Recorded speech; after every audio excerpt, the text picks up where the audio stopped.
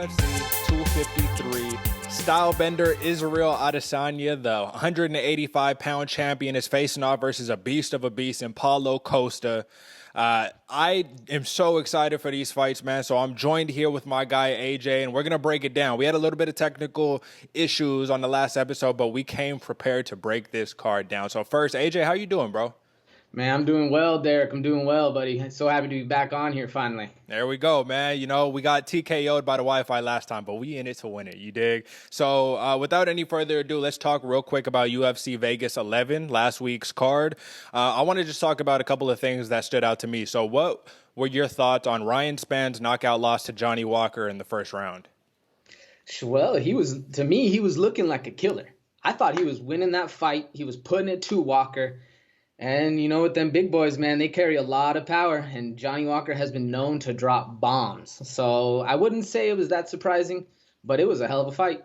Yeah, What do you think? agreed, man. And that's the thing, is that Ryan Spann had Johnny Walker rocked at first, but at the end of the day, this is what I say about any of the big boy divisions, light heavyweight or heavyweight. You shoot in for a takedown, you got to get in or you got to be out, because those elbows, as soon as he's caught on that takedown against the cage, elbows is what did it to him, man. So it was really impressive win for Johnny Walker because it was such an exciting fight. But that's the thing. Is every single one going to go this way? I don't know. We'll find out. But let's talk about your boy next, Khamzat Chimaev. I said his name terribly wrong on the last episode, but he has earned some massive respect with his one-hitter quitter over Gerald Meerschaert. So what are your thoughts on that, dog? Man, I literally screamed so loud my dog jumped because I was expecting to take down ground and pound. I was expecting a heavier Khabib, and boy, they said something after the fight where he walked to Dana and told him, "You think I'm a grappler? You're gonna see my striking." And man, that solid left down the pipe was so impressive. It literally stunned everyone. Well, it was crazy. The thing is, man, is with a dude who comes in 2-0 in the UFC real quick, fought some decent opponent, but not a real name, getting the one-hitter quitter over Meerschaert, a dude who has over 40 fights in his career, was just so impressive. And I can't wait for the next fight, which Dana White already has in the works right now. We don't know the opponent, but we do know it will be a 5-round fight. So I'm super hyped for that. Now, really, folks, if you weren't aware, for UFC Vegas 11, Cowboy Cerrone versus Nico Price ended up in a very controversial draw. So that's why we went 2 for 5 instead of 2 for 6. I don't really want to talk about that. I just want to do one last conversation on the main event, man, which is Colby Covington absolutely dominating Tyron Woodley and breaking his rib early in the fight, man. Where does Tyron go from here? What do you think, AJ? Man, there's something to be said about somebody who talks a lot but doesn't perform, and I think Tyron's only option right now is to take. Well, he actually, in my mind, he has two options. He needs to take out a young, up-and-coming scrapper in just absolute monster fashion, or he could move up in weight class. Yes. It's not bad. He is big. He is big for I forget, 170. Mm-hmm. He can move up to 185, no problem. It's just, does he carry enough power and does he carry enough skill to actually do that? I don't know. We'll see in the coming future. But what do you think, Derek? I think you have to get past the right hand, man. Tyron Woodley, that's his only weapon. It feels like this late in his career. He's 38 years old. Dude did an amazing job in Strikeforce. He had a great career here in the UFC. He was the champion for a super solid minute. But right now, it seems like people have figured it out. He's not willing to let that right hand go as much. And his wrestling doesn't really seem to be what it was a couple fights ago. So I'm bummed out just because I really like Tyron Woodley as a fighter. But also Colby Covington, man. Dude is a monster. He lost against the champion Kamaru Usman, but I want to see a rematch, and I'd like to see how that one goes. But I'm not even concerned with all the trash talk and all that. Just as a fighter, man, dude is on an absolute tear. And listen, I just don't see how Usman can keep this title for too long if Colby keeps performing the way that he is. But you know, without any further ado, man, let's get into the thing that we actually excited for, which is 253, right? And I want to start off with some sleepers, as you know what we do here, but I would like you to start, AJ, if you don't mind. Of course, man. Of course. No problem at all. My first sleeper is some big boys, William Knight versus Alexa Kamur. And, man, these dudes, William Knight, 5'10", on a 2-fight win streak. This dude's a beast. Short, stocky, very strong, and very explosive. In his Dana White Contender Series fight, he was able to hold his opponent in the clinch, jump up, and knee the dude in the face. And I forgot he was like 6'2" or 6'3", the opponent. But for a 5'10" dude, he's got some bounce. He's got good balance, good takedown skills, and he's literally the definition of a tank. Like, you'll see him, he's just a beast. Alexa Kamur, man, he's 6-0. You know, his last fight went to the limit. 5 of his 6 wins are by KO. Dude's trains with Stipe Miocic. His coach says he's a fast learner. He likes to bounce, so it's really a tank versus an in-and-out fighter. And, man, I think the biggest thing that gets me excited for this fight is someone is definitely going to go to sleep. For sure, man, and that's all you need to make it a sleeper, right? It's just a really exciting matchup. And looking at William Knight, his picture is up when you're talking about it on the sleeper side, man. Dude is a tank, absolutely. So I got a sleeper for you guys, and this is AJ. I'm appeasing you a little bit with this one. I got your boy, the Nightmare, Diego Sanchez. He is fighting at 170 pounds versus Jake Matthews, and I just got a couple of things to break this down very succinctly. Both of these dudes are BJJ black belts. Diego Sanchez has 6 submissions under his belt. Jake Matthews has 7 submissions under his belt. Here's the big difference. UFC record for Jake Matthews, 9-4. Very impressive. Diego Sanchez, 19-12. Dude is at the peak, the pinnacle of his career in terms of, you know, he's fading into the lights, but I think he's really going to make this last UFC contract count. So Diego Sanchez, strong wrestling, amazing top control, amazing ground and pound, amazing cardio, and likes to make the fight ugly and beat you up when you are tired. And he took Mickey Gall last year, 2019. He took Mickey Gall into the deep waters, got him on that ground and pound him, got him out the fight, man. Now, his opponent, Jake Matthews, isn't going to make it that easy. Dude has this amazing kind of karate, boxing, wide hybrid stance. One phrase sums this dude up perfectly.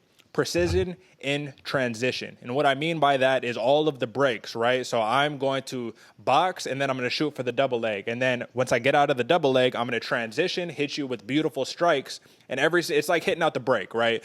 You got to pay attention for this dude because dude is a monster. His last win was versus Emil Mek, which I don't know if you've seen the dude fight, but dude is amazing. Very impressive win. Last thing I got to say on this, his wrestling and ground and pound are no joke, but his cardio in the third round may be an issue, which is why this is a sleeper, because Diego Sanchez will be ready in that third round. Let's see if Jake Matthews will be. AJ, what do you got next? Man, next up, I got Brad Riddell versus Alex De Silva. I got a scrappy New Zealander versus a scrappy Brazilian. It's going to be a hell of a fight. The Brad Riddell, he's a world championship K1 kickboxer. If you don't know, top of the pinnacle of kickboxing. 5 KOs, his only losses by submission. It's his third fight in the UFC. He's very strong and very explosive with a real heavy right hand. All right, Alex De Silva, he's tall and lanky, 13 KOs, 7 subs. He likes to keep a little bit more open of a guard, so it's going to be interesting to see if that right hand of Riddell can actually make it through.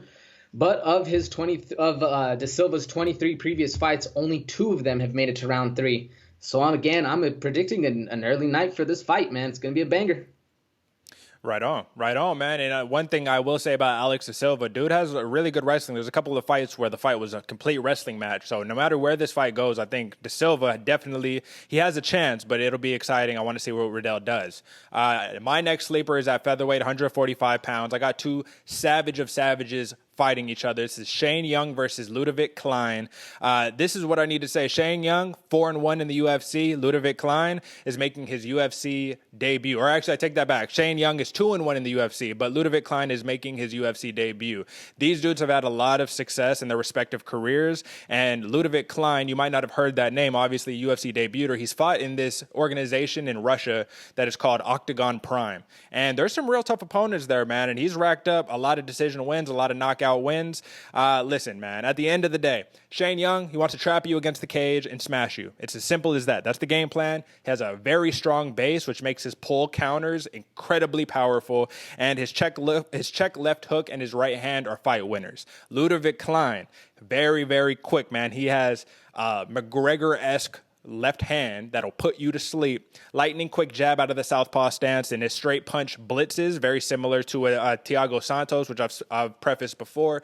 They're fucking dangerous. Pardon my language, dog, but these are some dangerous joints. You know what I'm saying? So listen, I don't even want to talk about anything else. Make sure you watch this fight. This is a very, very highly anticipated fight, in my opinion. What you got next, AJ? Man, my third sleeper, I got actually one of the ones on the main card. So we're going to be able to enjoy a little bit of the prelim and a little bit of the main. But it's Kai Kara France versus Brandon Royval. Now, Kai Kara, I don't know if you've been following him along, but he's very smart. He's very, very pronounced in the mixed martial art community at 21-8. There's a reason they call this dude Don't Blink. Homeboy has a very fast both hands and a very heavy right hand. Great footwork, and the best part about why I like this as a sleeper, he likes to take a little bit of chances.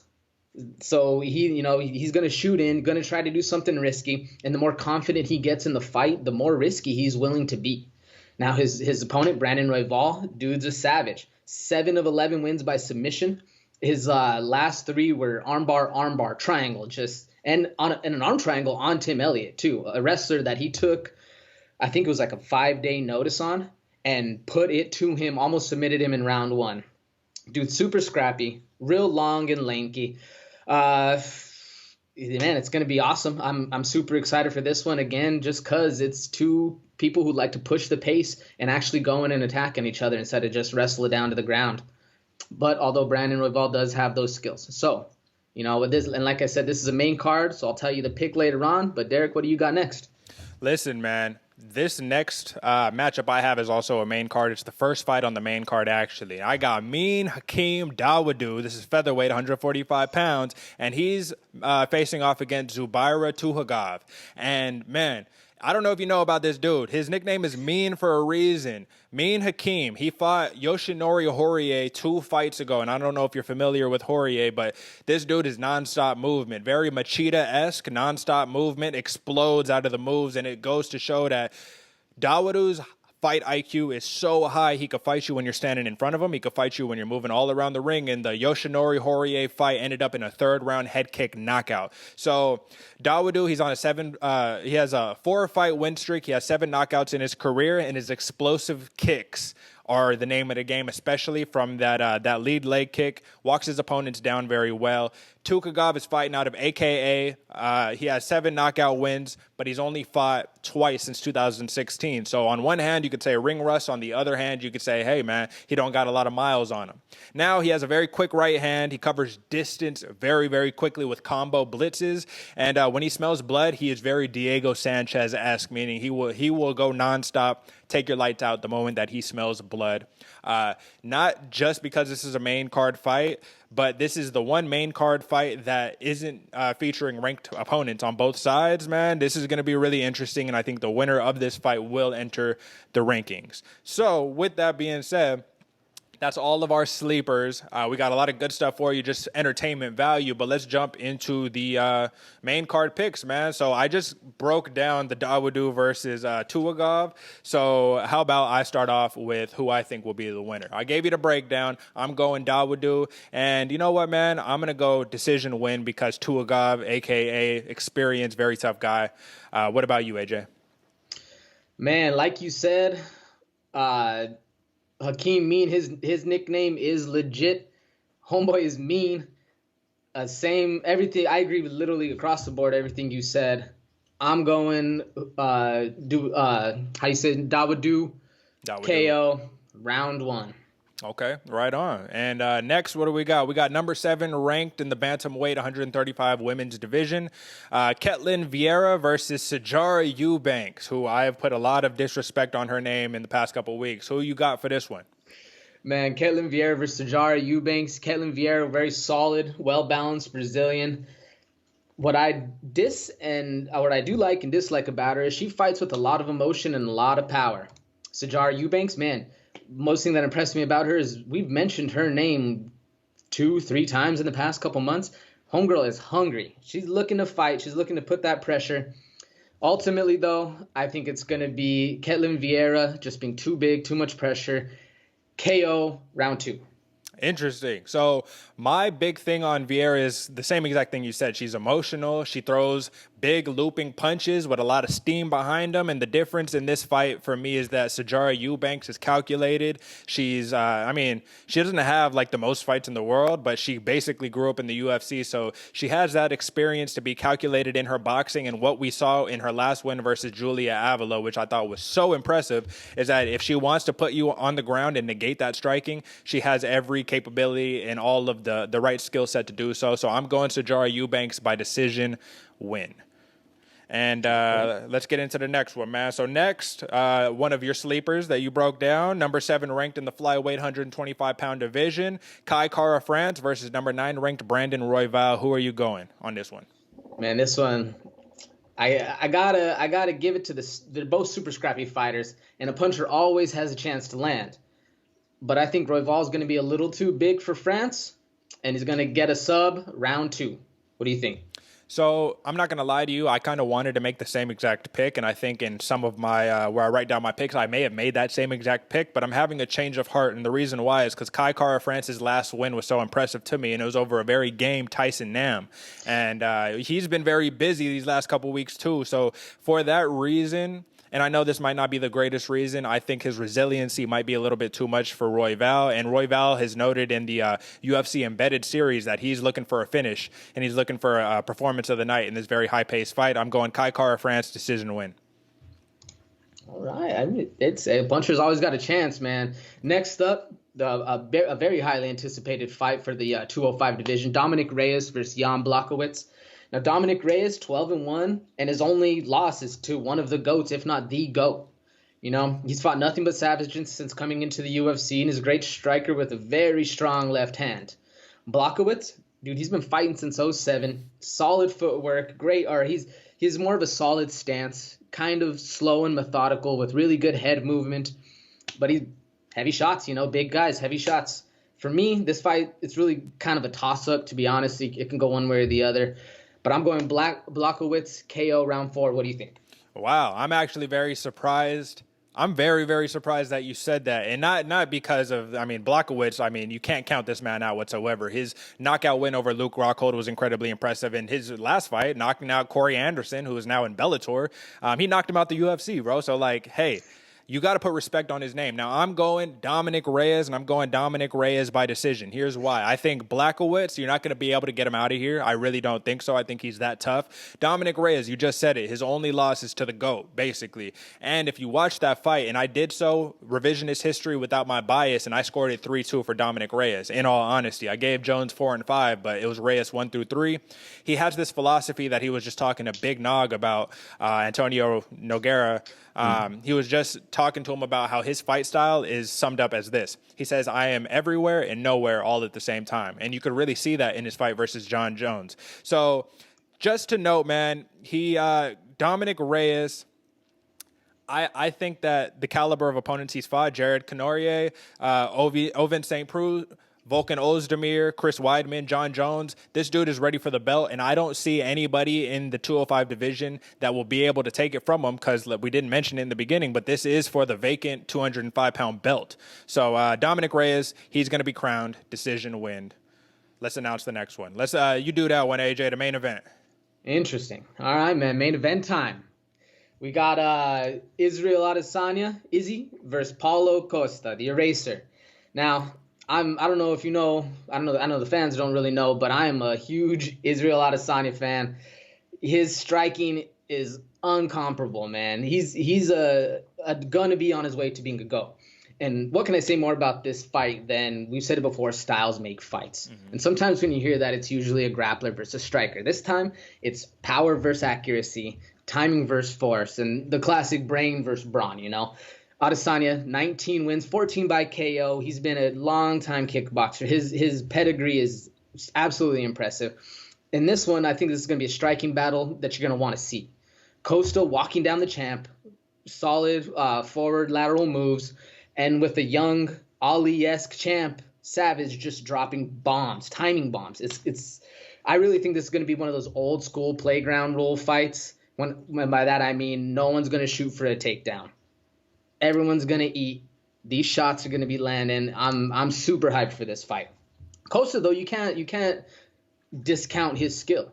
He's he's the ultimate fighter poster boy. He's built like a Greek statue, brought up through the Ultimate Fighter. He really is what the UFC wants to make their image look like.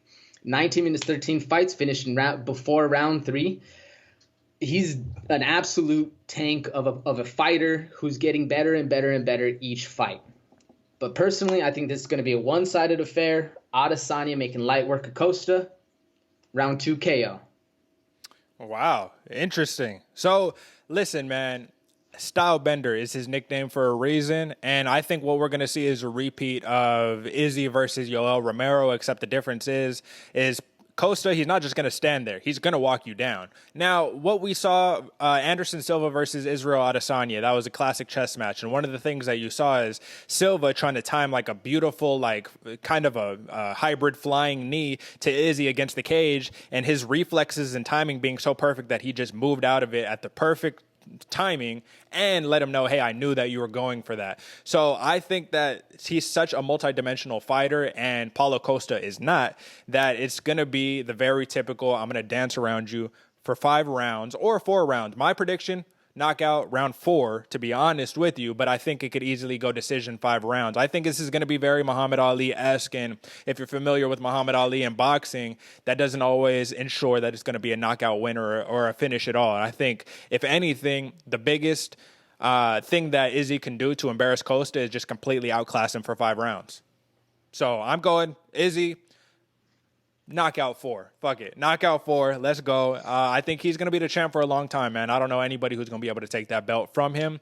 And you got any other words on this card, man? Man, not really much else. I was actually kind of surprised that we both compared Israel Adesanya to Ali.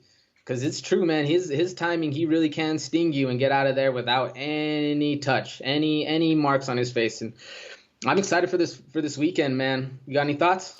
Listen, in terms of that Ali comparison, I compare him to an Ali, but also to an Anderson Silva, and he's just hybrid of all these great fighters. So I think that's what separates him from the pack. And listen, this main card is so stacked, but just because you don't see a lot of familiar names on the prelim card doesn't mean that that's just as stacked. We both gave you 2 fights each, so that's 4 fights on the prelim cards that you need to watch out for. And I will say this for my final words, man. I have a feeling that the Dominic Reyes versus Jan Blachowicz could end up being one of the best fights of 2020 for sure. So with that being said, we would love to hear who you're picking in these fights, man. So like the video, share it with your friends, get the fight hype ready for this Saturday, UFC 253. I cannot wait. Until next time, peace.